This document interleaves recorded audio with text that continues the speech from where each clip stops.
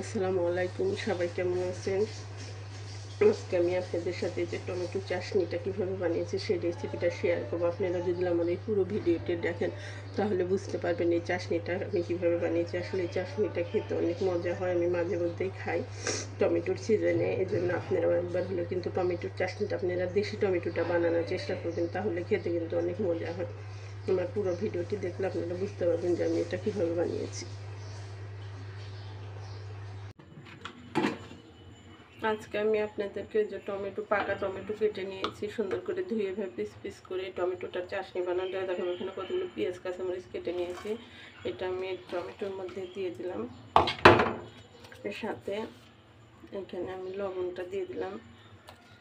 লবণটা পরে আমি চেক করে দেবো, আপনারা আপনাদের স্বাদ মতন দেবেন। অল্প একটু হলুদ দিয়ে দিলাম, দিয়ে এটা আমি একটা ঢাকনাটা ঢেকে চুলাটা জ্বালিয়ে দিলাম। একটু ভাপ আসলে আমি এটা ঢাকনাটা খুলে নেড়ে দেবো। ওই যে দেখুন আমার টমেটো থেকে পানি উঠে গেছে, একটু করে আমি ঢাকনাটা খুলে আমি এটা এইভাবে নেড়ে দেবো।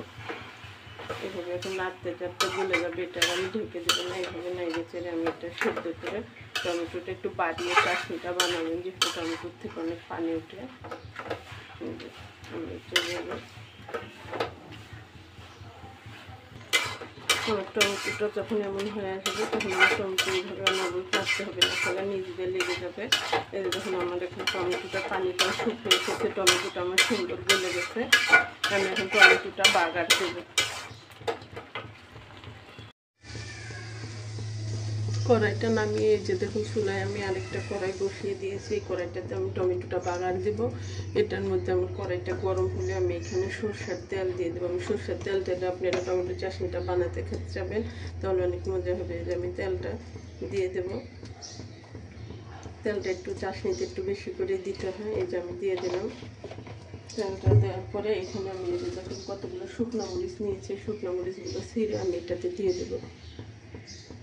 এই যে দেখুন শুকনো মরিচগুলো ছিঁড়ে দিয়ে দিয়েছি আমি। দিয়ে শুকনো মরিচটা লাল হলে এখানে আমি পেঁয়াজ আর রসুন কেটে নিয়েছি, এটা আমি ঢেলে দেবো। এই যে শুকনো মরিচটা লাল হয়ে গেছে, এখন আমি পেঁয়াজ রসুনটা দিয়ে দেবো। দিয়ে এটা আমি বাদামি কালার করে নেবো। এই যে দেখুন আমার এটা যখন আমার বাদামি কালার হয়ে গেছে, তখন আমি টমেটোটা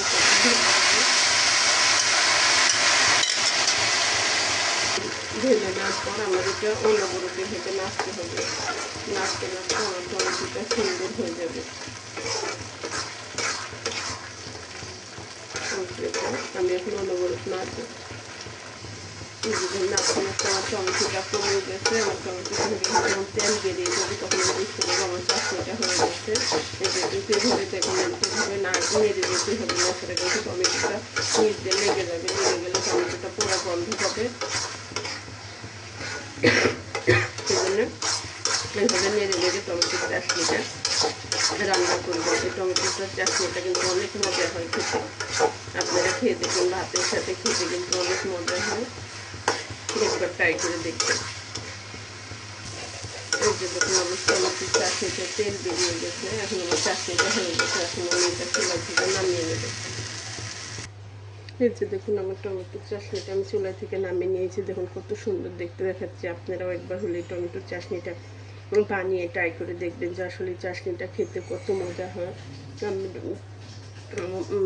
মজা হয়। আর আমার ভিডিওটি যদি ভালো লাগে আমাকে একটা লাইক দিয়ে আমার চ্যানেলটি সাবস্ক্রাইব করে দেবেন।